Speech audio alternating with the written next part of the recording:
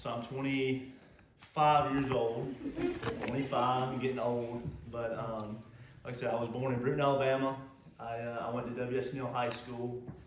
I graduated in 2014. So kind of growing up, I kind of give you what I'm going to do tonight is I'm going to give you a little bit of my testimony, just a small portion of it. And then I have a little quick Bible study that I wanted to go through. But like I said, growing up, I was kind of just like you guys. Like I said, what's up, buddy? Yeah, like I said, I'll start over. So what's up, man? My name's Tyler. Like I said, I was from Brewton, Alabama, 25 years old. I play a little baseball. So when I was younger, I was kind of like most of you guys. I recognize a lot of you guys that play ball. I grew up like you, playing netball, doing the whole gig.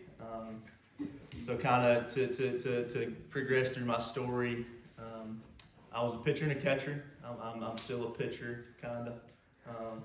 So I went to high school, was pitcher catcher. So and I knew that I wanted to have the opportunity to play at the next level. I knew that was something that I had always strived to do. Something I knew that I would in the future I'd want to be able to do that. At that time, I wasn't blessed with a ton of talent. Obviously, I could play a little bit, but I knew for me that it was going to be work ethic that got me to where that I wanted to be. So I worked through my senior year. Coming out of high school, I had one offer, just a small junior college right there in my hometown. Obviously, jumped on that opportunity to get the opportunity to play some college baseball. At that point, I thought for me that would probably be it. I would go play 2 years of college baseball, help mom and dad pay for some college. So I went over there and played. Like I said, at this point, work ethic had kind of got me to where I was.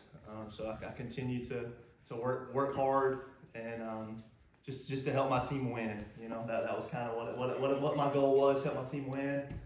And I would hang it up and go pursue something else. But going into my sophomore season, we had a sophomore showcase. Basically what that consists of, you go to a baseball field, there were 200 guys there. They give you out this little piece of paper, has a number on it, you put it on your chest, and you run around and do this big tryout. So show up. At this point I was still a two-way guy, so I played first base and I was a pitcher. So I went through the whole first base gig, did all that stuff. I was kind of like Isaac, wasn't real fast. So that I knew that wasn't going to be my jig. So and I knew that. So at that day, my focus was going to be pitching. So we get through done with that, and they said, "All right, pitchers, go get ready." It's kind of how that worked. You're on a baseball field. Most of you baseball guys know you got a bullpen on both sides, right? Everybody got that. So you would warm up in one, and you would do your tryout on the other side. So they would call number 147. You would go warm up. You get 8 pitches, and you run over to the other side, and you would throw 8 pitches, and that was it. The guy saw 8 pitches, and I went over there, did my warm ups.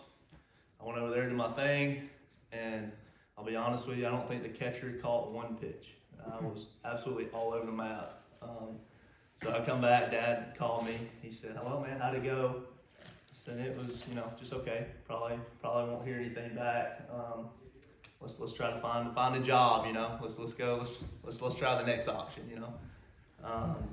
Wasn't a couple days later, I got a phone call I didn't recognize. I answered the phone, and it was the head coach at UNA, and he said, "Hey Tyler, we Coach McGregor, which was the assistant coach at UNA, he said, hey, he put a check mark beside your name whenever you threw the other day, and told me to give you a call." I said, "Okay."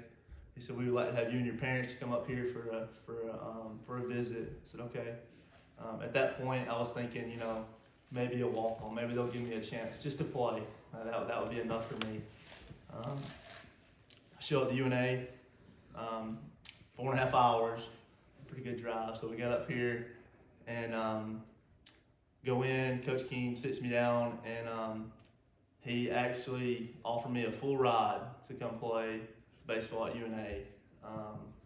that was a dream come true for me, because probably a lot like most of you guys, I don't come from a whole lot. My mom and dad worked really hard to provide what they had for me.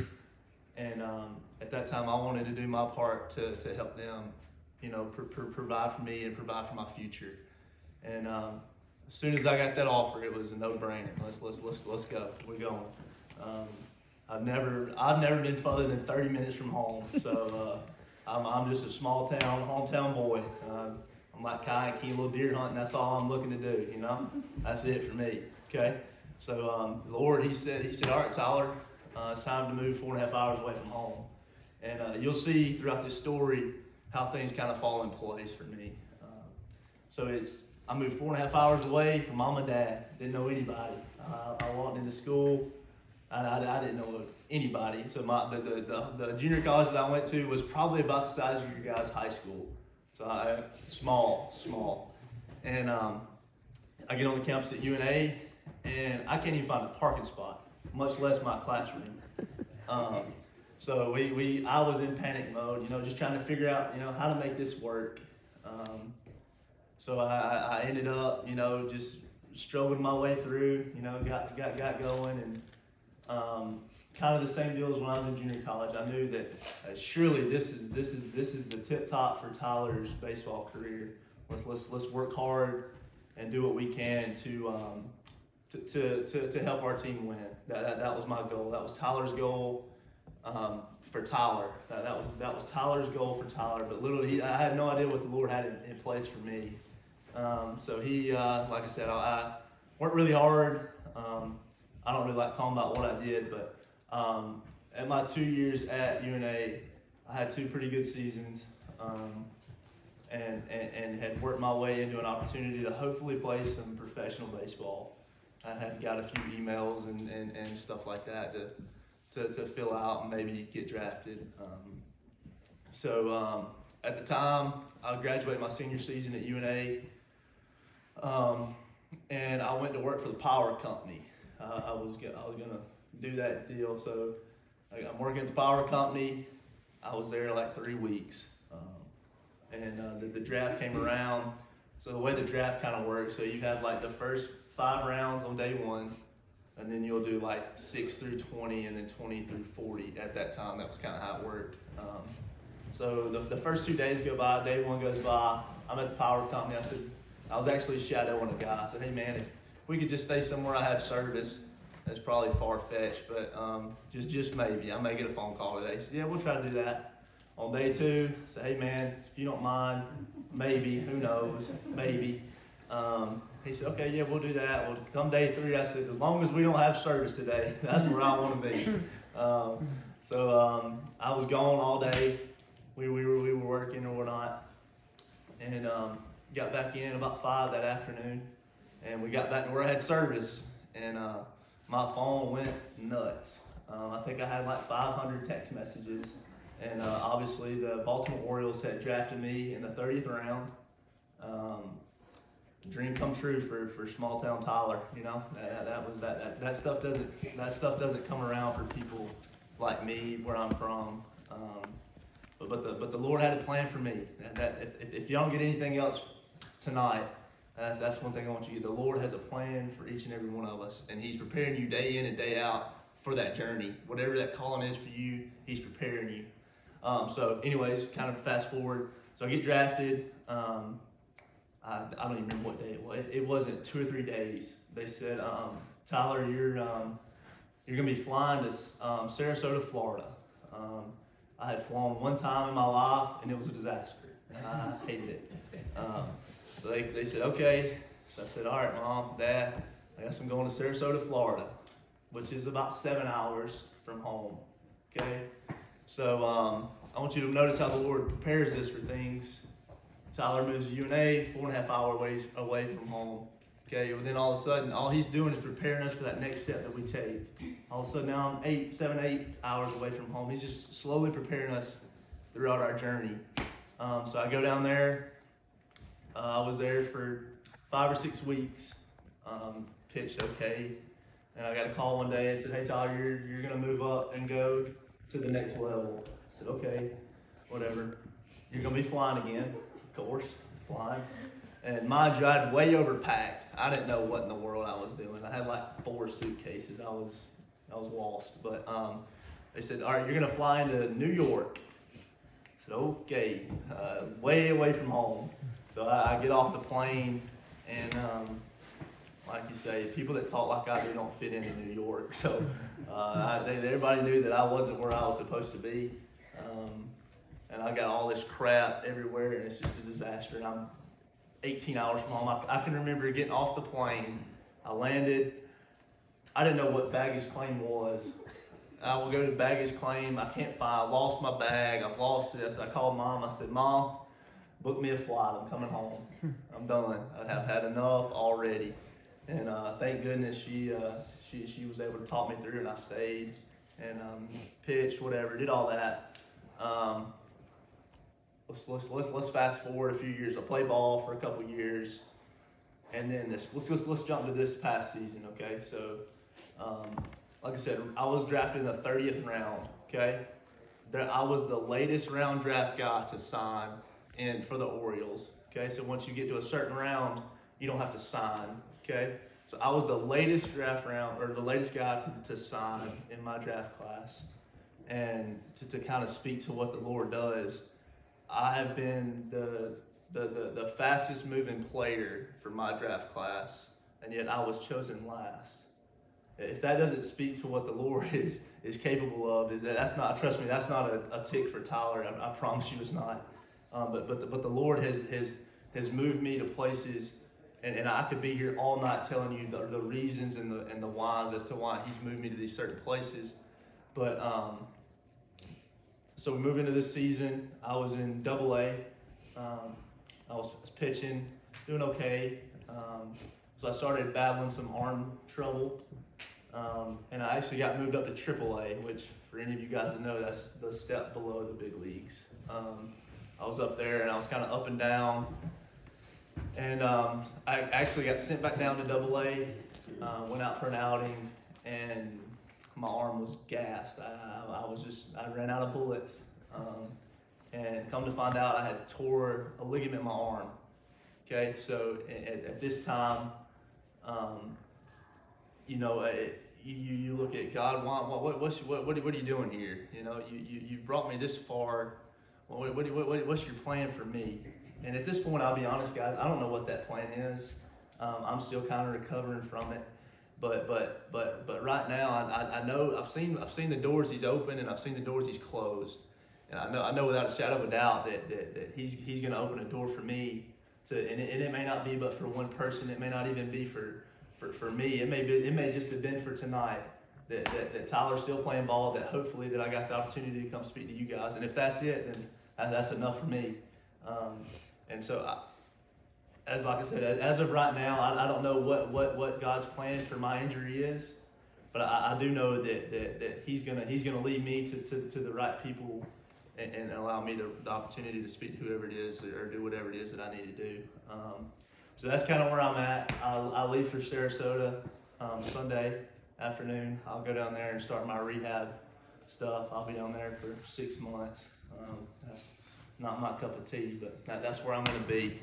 But that's kind of my story, and I'll open you guys up some questions at the end if you want to ask me anything about baseball or anything like that. But I do want to, Skeeter, like I said, Skeeter asked me to come, and he asked me to share my testimony, and I kind of thought on it and pondered on it and prayed about it, and I said, I don't like talking about Tyler. I don't like doing that. I will if I have to, I guess. But I said I want to give these guys something that they can take with them, and I woke up a couple days ago and had started kind of reading and researching what I wanted to speak on. Nothing ever really stuck to me that I wanted to share with you guys until this morning. So it may be underprepared, it may be whatever. I may stumble through my words, but hopefully he'll speak through me. So if you guys will open your Bibles to Numbers 4.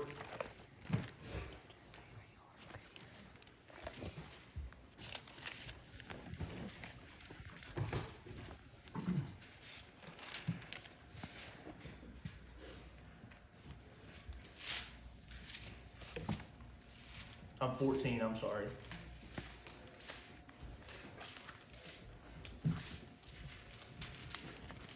I would like to open with a little bit of prayer before I open this. Lord, I just want to thank you for this opportunity tonight. Lord, I want to thank you for the opportunity you've given me to speak with these guys. Lord, I just want to pray that you prepare their ears to listen. Lord, I want you to prepare me to be a vessel. Lord, I want you to speak through me. I don't want this to be about Tyler, Lord. I want this to be solely about you. Don't allow me to get in their way here, Lord. I just want you to speak through me and lead. Let these kids lead with something that they can take with them. Amen. All right, guys. So kind of where we'll start is, like I said, Numbers 14. Kind of the situation that we're dealt here is, so Moses and Aaron are leading the Israelites at this time, and the Israelites were in a time of captivity in Egypt, and at this time the Lord has promised Moses and Aaron that have promised the Israelites a promised land. Okay, so basically they're in turmoil. They were in a bad place, and the Lord said, "Hey, look, you steadfast. You follow me. I have a place for you. I'm going to set a place to lead you to."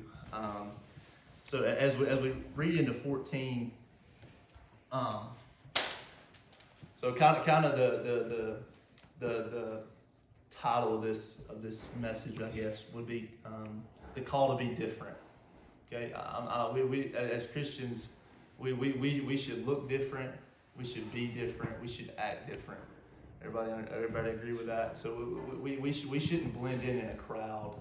Okay, we should lead by example. I think that we all have a calling on our life, but there's one calling that we all have. Each and every one of us, no matter what your specific calling is, we have a calling to live a life for Jesus Christ that others can see. So as we go into this, the issue that we have here that I kind of see in this, as we look at our society, we learn a lot about our culture.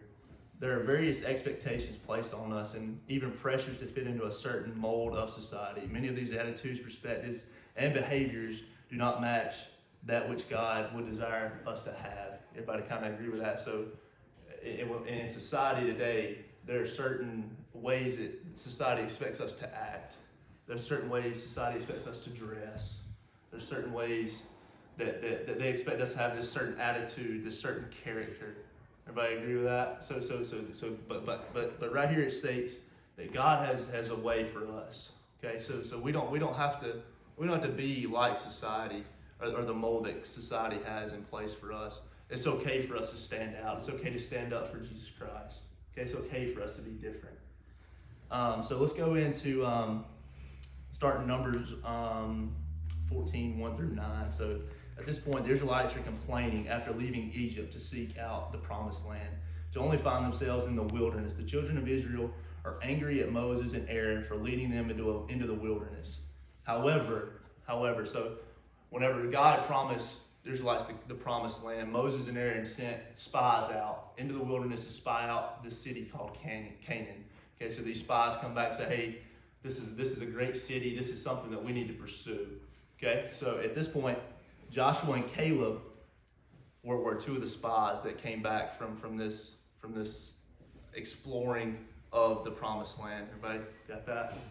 Okay, so when this happens, whenever the people were led into the wilderness, they get to the place where, you know what, we were just in a place of captivity where we were held captive. We had it bad. Everybody agree with that? So at this point, now they find themselves in a wilderness where they're saying, you know what, we're still in a place where we don't like where we're at.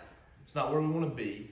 Okay, we're battling things that we don't want to battle. Okay, and the Israelites are saying to Moses and Aaron, "Hey, if this is what you had in a plan for us, we should have just stayed in Egypt. We should have just stayed where we were, served our life there, because we're in the wilderness now." Okay, everybody got that? And that's whenever this is the first time when Joshua and Caleb decided to be different. Okay, so they were a part of the Israelites. Okay, they were a part of the world. They were a part of this culture that had these different molds set in place for them. Okay, this is where Joshua and Caleb stand up and say, you know what, we've sought out this promised land. Okay, God has made a promise to us that He's going to give us a promise, that He has a place set for us. Okay? So that they stood fast on the promise that God was going to take care of them. Okay? So this Bible right here, it has a promise for each and every one of us, guys. It says that He's going to save our soul, and He's preparing a place for us to go. That's promise enough right there to stand on. So that's the first time that we see Joshua and Caleb come forward and be different. Okay, they didn't fall into that same doubt that all the Israelites were facing. The Israelites were doubting. Okay, they didn't want to steadfast on this promise that God had given them. Okay, so kind of a question that I have here: how did Joshua and Caleb's perspective of the situation cause them to stand out? I'm not going to ask anybody to answer, so I'll just kind of give you my answer. So my answer would be that Joshua and Caleb trusted God, and they were committed to Him, and were as the people where the people at this point were afraid. People were afraid, but Joshua and Caleb trusted in God and were committed. Okay, so that's the first thing we got to be. We got to trust in God and be committed to His plan that He has in place for us. So at this point, so obviously, like I said, so the Israelites are complaining, they're murmuring, doubting God. So you just had Joshua and Caleb come forth and say, you know what? Hey guys, God's made us a promise. Okay, He's made us a promise. We're gonna continue to go forward and seek out this promised land of Canaan. And this is maybe one of my favorite verses. It speaks, as we get into 10, it states, it says, but all the congregation bade, stone them with stones. And the glory of the Lord appeared in the tabernacle of the congregation before all the children of Israel. Okay, so we just had Caleb and Joshua stand up for Jesus Christ. And immediately the Israelites said, you know what? We vote to stone you. So what's that tell us, guys?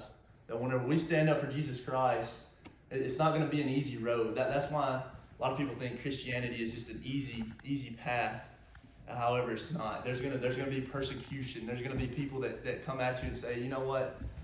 I know the life that you live before you claim to be a Christian. You know what you believe. How can you have faith in somebody that you've never seen?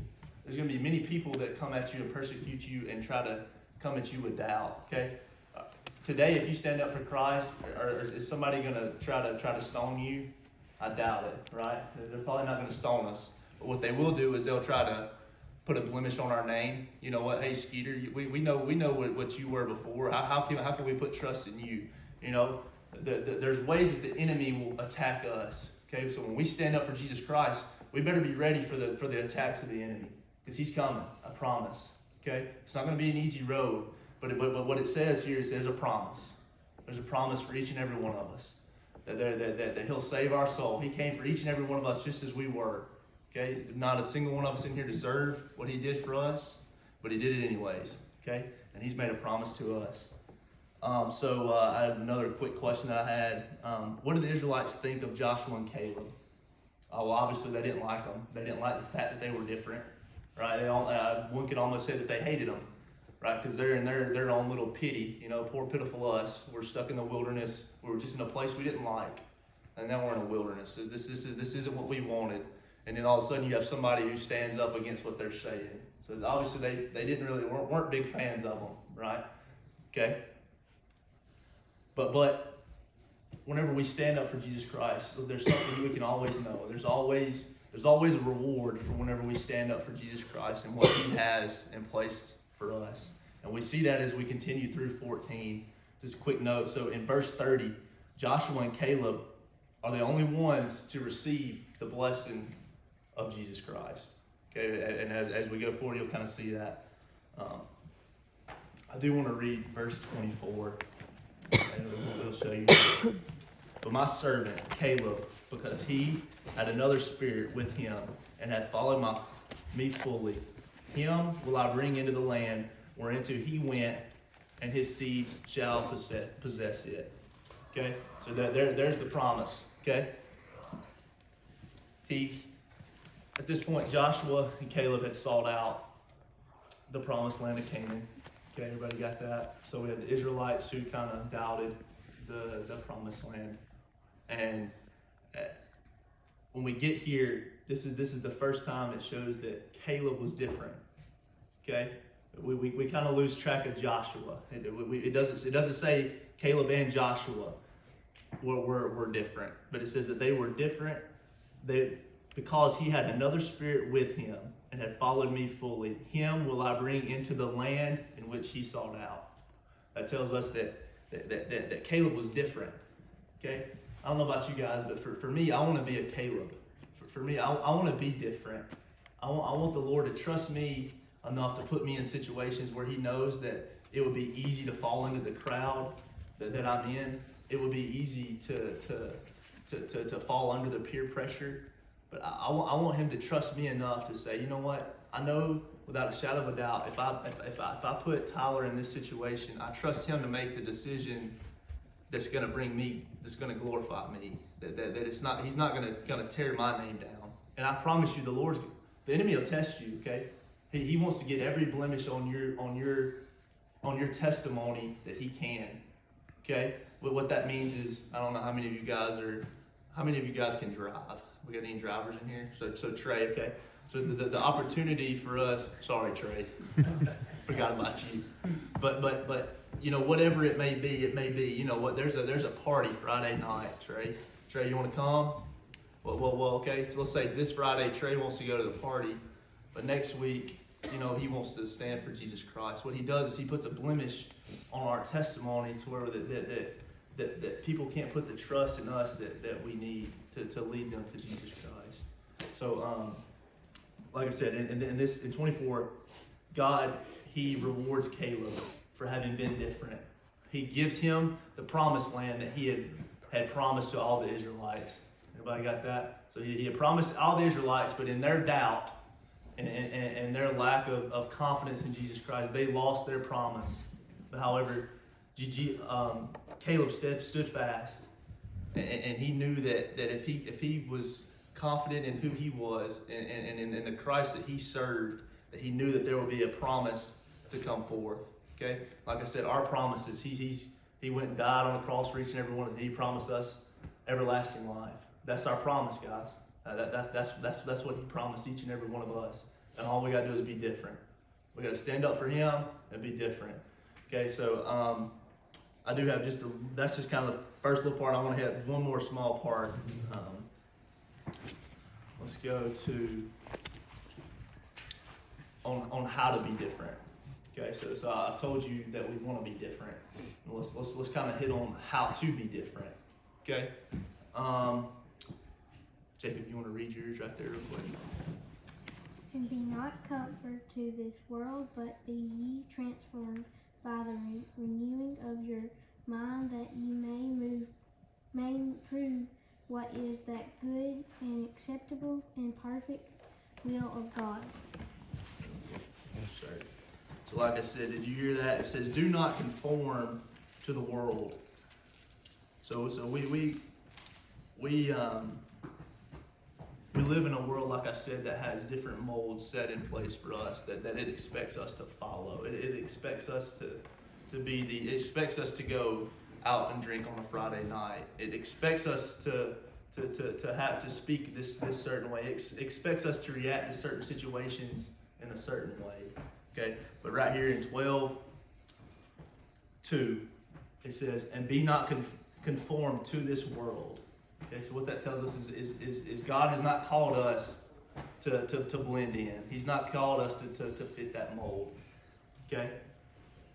Be ye transformed. It says, be ye transformed by the renewing of your mind, that ye may prove what is that good and acceptable and perfect will of God.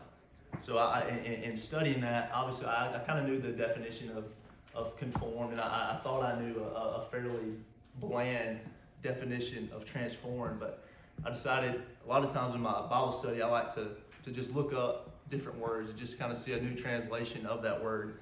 And when I read through transformed, that it really hit me. It says to make a thorough or dramatic change in form, appearance, or character. I mean that is being different. Okay, if I can change my form, my appearance, and my character, that will surely make me stand out, right? Okay, you know what I'm saying? So if I can change those three things, there's no way that I could not be different.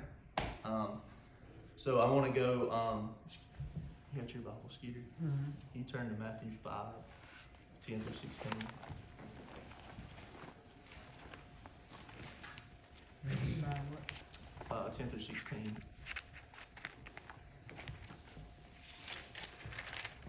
10 through 16, 15. 16. And seeing the multitudes, he went up into a mountain. And when he was set, his disciples came unto him. And he opened his mouth and taught them, saying, Blessed are the poor in spirit, for there is the kingdom of heaven. Blessed are they that mourn, for they shall be comforted.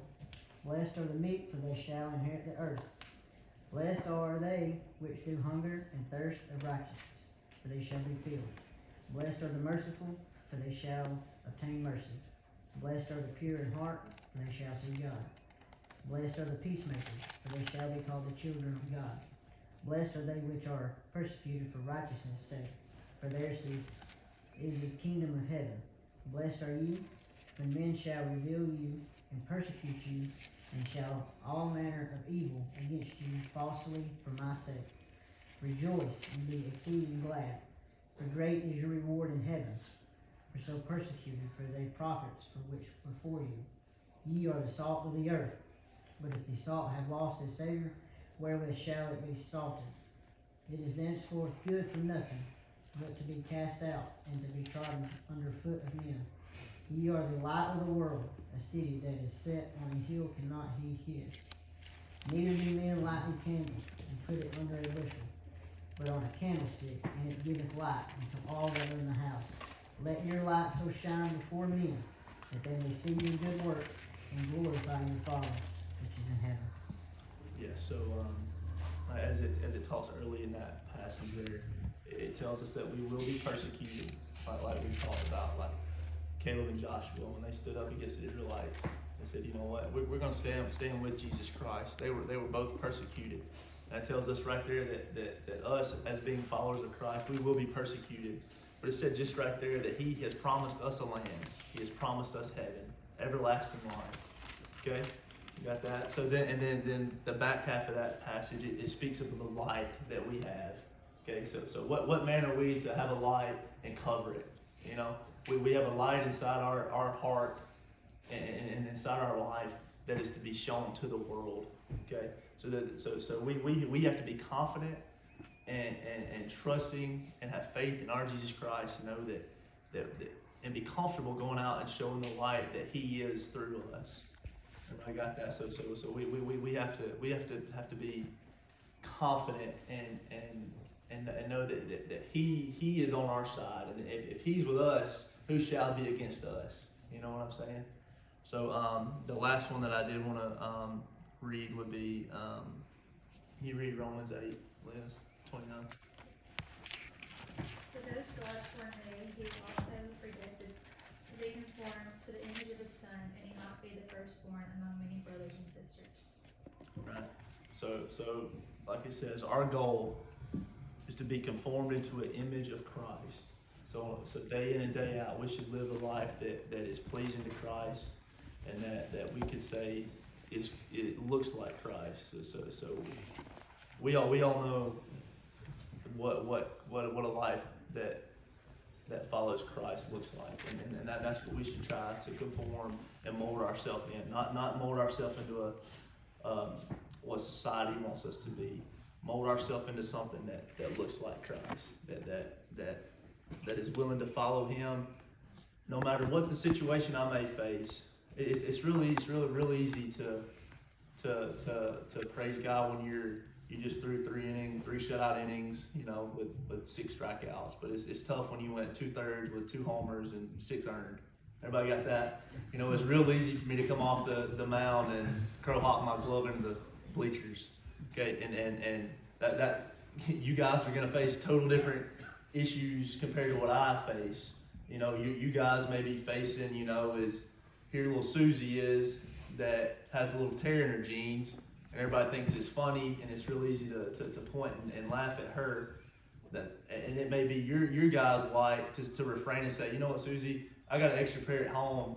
I think I'll bring these to you tomorrow, so you don't have to wear those next week. You know what I'm saying? And that may be the battle that you face, or I'm just trying to keep my glove out of the stands. Everybody got that?